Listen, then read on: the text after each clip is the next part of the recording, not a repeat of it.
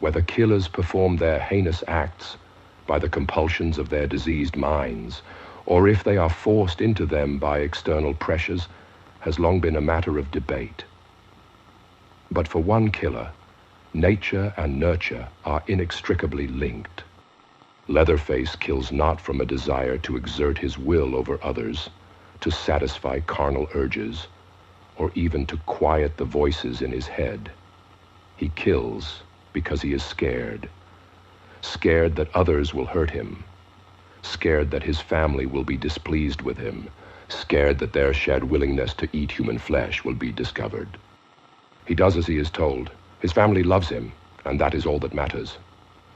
Outsiders are a threat, and threats need to be dealt with. Like those kids that came into the house uninvited, walked in like they owned the place, looked around the house, trying to find out his family's secrets, no doubt. But Leatherface dealt with them, protected his family, just as he'd been taught. He is not just protector, he has many roles, and each role has its own face.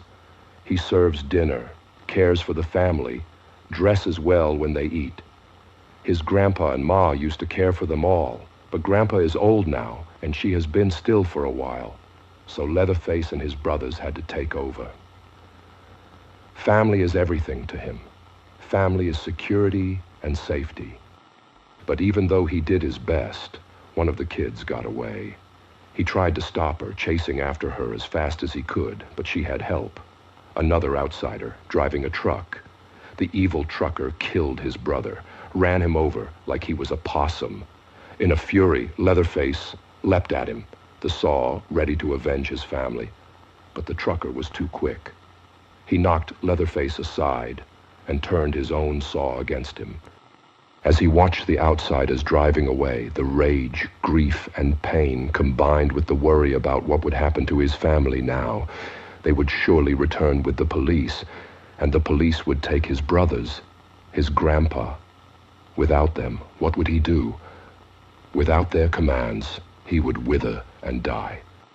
As his world collapsed, Leatherface spun in circles, swinging the saw all around, trying to fight off the myriad external threats that surrounded him. Then another feeling overtook him. It came from outside his vision, crawling over his skin with cold dread. He realized that no matter what outsiders could do to him, there was something worse, something bigger that lived in the shadows. He was filled with a terror unlike any he had ever felt before. But it was almost comforting, like the fear he'd felt with his family, the fear of disappointing them. He was brought to a place that was familiar but unknowable, and he instinctively knew what he had to do. He couldn't fail it, the way he had his family. Outsiders would come, but he would use his skills to overcome any threats. There would be screaming, but he could make the world quiet again, until the only sound remaining was the blessed howl of the saw.